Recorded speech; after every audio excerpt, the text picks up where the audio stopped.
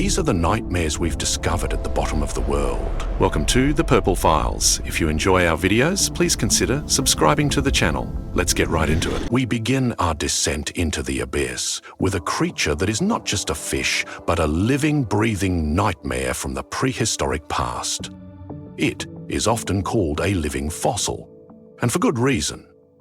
It is the last known representative of a family of sharks, the Mitsacurinidae, whose lineage stretches back 125 million years. This means it swam in the deep oceans while dinosaurs still walked the earth, a ghostly relic that has survived multiple mass extinction events by hiding in the crushing darkness. It is the Goblin Shark, and it is proof that some of nature's most terrifying designs are also its most successful. At first glance, the Goblin Shark is simply bizarre. It can grow up to 12 feet long, with soft, almost flabby pinkish skin that is translucent enough to reveal the blood vessels beneath. This unsettling appearance is an adaptation to the extreme pressure, but it makes the shark look like it has been turned inside out. It has a long, flattened, blade-like snout that juts out from its face, and two tiny, black, lifeless eyes that are almost useless in the pitch black it calls home. Instead of sight, its snout is covered in sophisticated sensors called ampullae of Lorenzini, which allow it to detect the faint electrical fields produced by the muscles of its prey. It is a slow, sluggish swimmer, a ghostly pink shape drifting silently through the water column thousands of feet below the surface. The true horror of the Goblin Shark is revealed when it attacks. Its jaws are not fixed like those of other sharks. Instead, they are what scientists call protrusible. When prey, like a deep-sea squid or another fish, gets close, the Goblin Shark's entire jaw structure catapults forward, launching from its face at a speed of 10 feet per second. It is the fastest slingshot feeding mechanism of any shark in the world. In a fraction of a second, its mouth extends to the very end of its long snout, revealing dozens of long, needle-like teeth, perfect for snagging soft-bodied prey. It doesn't just bite its victim, it impales it with a set of alien jaws that seem to detach from its own body before snapping back into place. Because it lives at such extreme depths, very little is known about its behavior, its lifespan, or how it reproduces. Every sighting is a rare and valuable glimpse into a creature that should not exist in our time. It is a living relic, a perfectly evolved ambush predator from a bygone era, and a chilling first look at the horrors waiting in the deep. On any beach in the world, you can find tiny skittering creatures called amphipods. They are small, shrimp-like crustaceans, usually no bigger than your fingernail, that are a common and harmless part of the marine ecosystem. They are so familiar and so small that we barely even notice them. But in the crushing darkness of the Mariana Trench, the familiar becomes monstrous. In the abyss, scientists have discovered a version of this creature that has grown to impossible, terrifying proportion. They are known as supergiants. First discovered in the Kermadec Trench near New Zealand and later found in the Mariana Trench, these are a species of amphipod that, instead of being a few millimeters long, can grow to over 30 centimeters, or more than 1 foot in length. This is a horrifying example of a phenomenon known as abyssal gigantism, a mysterious biological process where certain deep-sea creatures evolve to be many times larger than their shallow water relatives. Scientists are still not entirely sure why this happens. It could be an adaptation to the immense pressure, a result of the extreme cold slowing down their metabolism and extending their lifespan, or a consequence of having few predators in their environment. Whatever the cause, the result is the stuff of nightmares. Imagine a pale, armored, multi-legged creature the size of a dinner plate crawling along the seafloor in total darkness. When scientists first brought one of these supergiants to the surface in a baited trap, they were shocked. It was a common, everyday creature transformed by the abyss into an alien monster. It serves as a chilling lesson from the deep. The trench is an environment with its own rules. a place where the fundamental laws of biology can be twisted, and where even the most insignificant of creatures can evolve into something truly gigantic and terrifying. When we think of life, we think of a collection of cells working together to form a complex organism. A single cell is the domain of the microscopic, a building block of life that is fundamentally limited in its size. But the Mariana Trench is a place that delights in breaking our most fundamental biological rules. Here, on the desolate seafloor, scientists have found organisms that defy this limit in the most unsettling way possible. They are called xenophyophores, and they are giant single-celled organisms. These strange life forms can be found scattered across the floor of the trench. They look like lumpy fossilized sponges or strange flat corals, creating bizarre web-like structures that can grow up to 10 centimeters across. If you saw one, you would assume it was a multicellular plant or a simple animal. But you would be wrong. Each xenophyophore is just one single continuous cell. This is conceptually terrifying. It is a single massive protoplasm, protected by a shell made of sediment and the skeletons of other creatures, that has somehow grown to the size of a human fist. They achieve this incredible size by containing multiple nuclei within their single-cell membrane, but the fact remains that it is a single, unbroken unit of life. They are the largest known examples of a single-celled organism in the world. They are also incredibly fragile, turning to dust if disturbed. The idea of a single cell, the very foundation of life, growing to such a macroscopic scale in the most hostile environment on Earth, is profoundly unnerving. It challenges our understanding of what life is and what it is capable of, proving that in the deep, even the simplest forms of life can become monstrously complex. The Mariana Trench is one of the quietest, most isolated places on Earth. It is a realm of absolute silence, broken only by the occasional groan of the Earth's crust or the faint clicks of its strange inhabitants. It is the last place you would expect to hear a complex, powerful, and seemingly artificial sound. But in 2016, that is exactly what happened. Researchers from the National Oceanic and Atmospheric Administration deployed a hydrophone, a specialized underwater microphone, into the trench, and for 3 weeks, it listened to the silence. And then it recorded something that we still cannot explain. The recording captured a bizarre and deeply unsettling sound that lasts for roughly 5 seconds. It begins with a deep moaning groan at a very low frequency, a sound so low it is barely at the edge of human hearing. It then rises dramatically in pitch before ending in a high-pitched, resonant, metallic finale. Scientists dubbed the sound the Western Pacific biotwang. The leading theory is that it is a new, undiscovered type of call from a baleen whale, perhaps a minke whale. But the sound doesn't perfectly match any known whale call, and the strange metallic quality of the final twang is unlike any biological sound ever recorded. This has led to other, more unnerving speculation. Could it be geological? The sound of shifting rock? Or a strange volcanic process? Could it be mechanical? There was no known human activity in that part of the trench at the time. The sound remains an enigma. In the deepest, most remote place on our planet, something is making a sound that our best science cannot identify. It is a voice from the abyss, a strange metallic cry from the darkness, and we have absolutely no idea what is speaking. The deep sea is a realm of monsters, but few creatures embody the terrifying nature of the abyss quite like the deep-sea dragonfish. It is a creature that seems to have been designed specifically for a horror movie, a perfect predator that has mastered the art of hunting in a world of total, unforgiving darkness. It is a relatively small fish, usually no more than 15 centimeters long, but what it lacks in size, it more than makes up for in pure, concentrated night. The dragonfish has a long, eel-like body that is pitch black, allowing it to become completely invisible in the deep.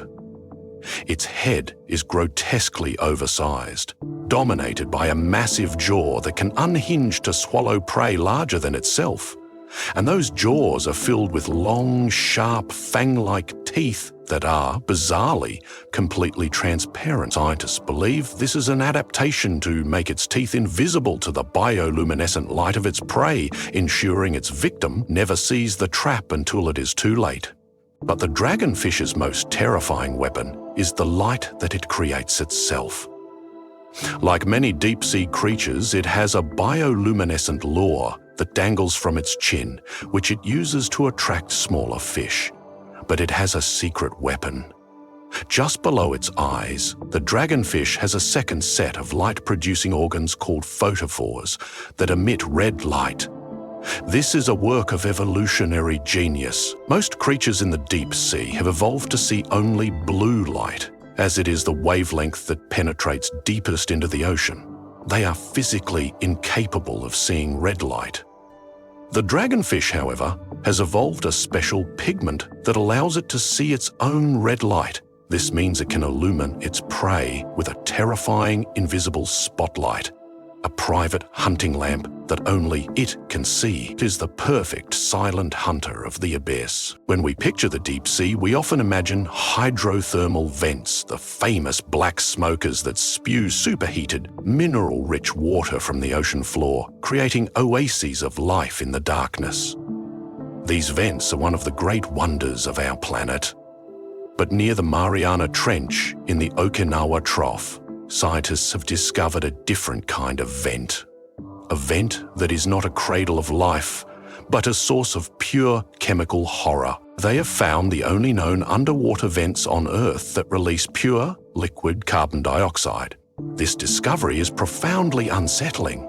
Instead of superheated water, these vents, nicknamed the champagne vents, release a clear, shimmering liquid that is colder than the surrounding seawater.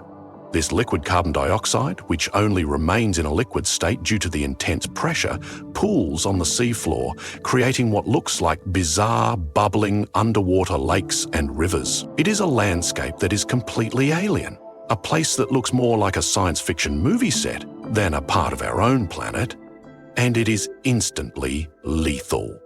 Any creature that swims into one of these pools would die in seconds, its nervous system shutting down from exposure to the pure CO2. This is not a monster that can hunt you or a creature that can bite you. It is an entire environment that is fundamentally hostile to life as we know it. It is a chemical trap, a place where the very water is poison, and it serves as a terrifying reminder that our planet contains landscapes that are more alien and more dangerous than anything we could possibly imagine. The scariest places on Earth are not always the ones filled with monsters, but the ones where the laws of nature themselves have become deadly.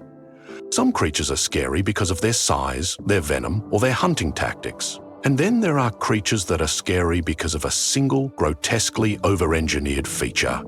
Meet the fangtooth fish, a creature defined by its most terrifying asset, its teeth.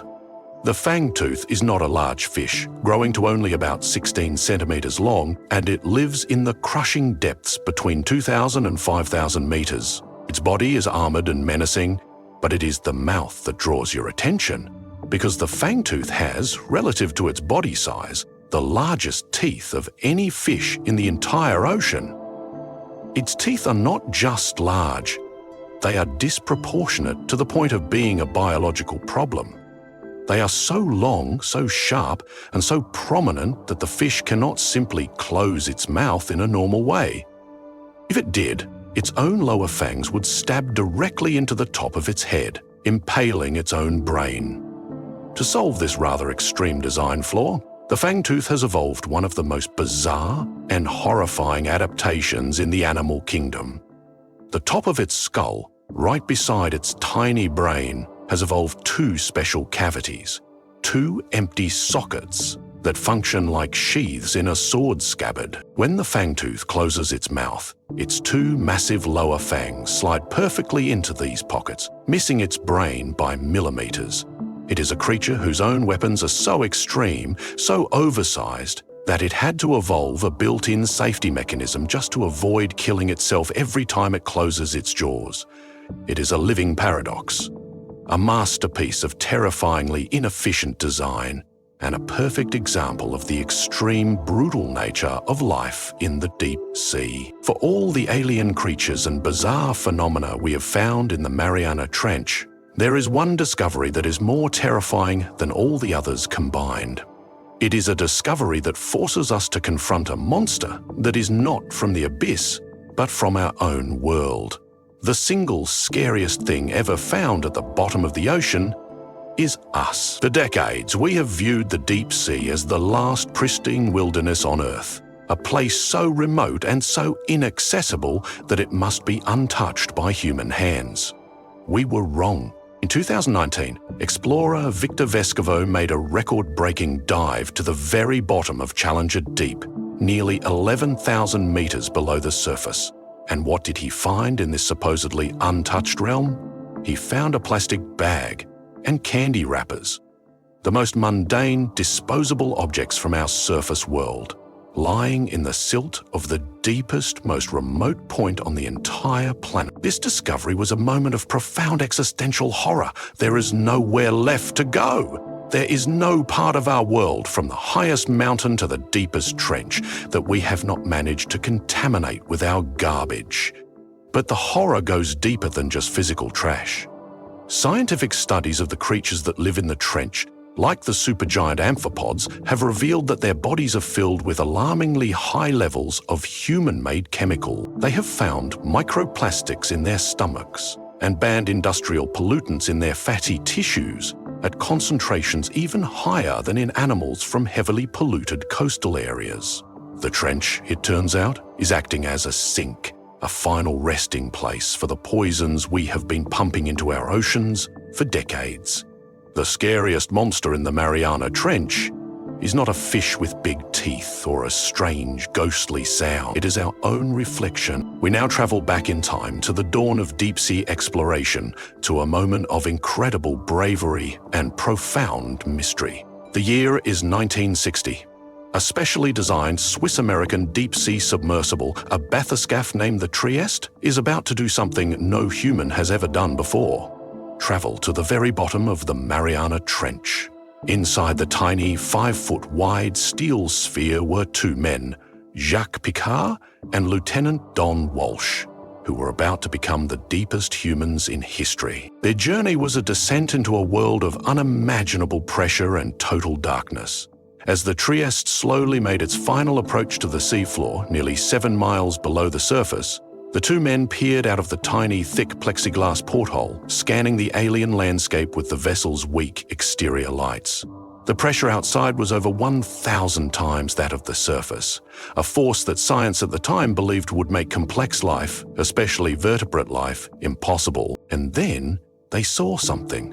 Lying on the silty bottom, Picard reported seeing a creature that looked like a flatfish, similar to a sole or a flounder, about a foot long.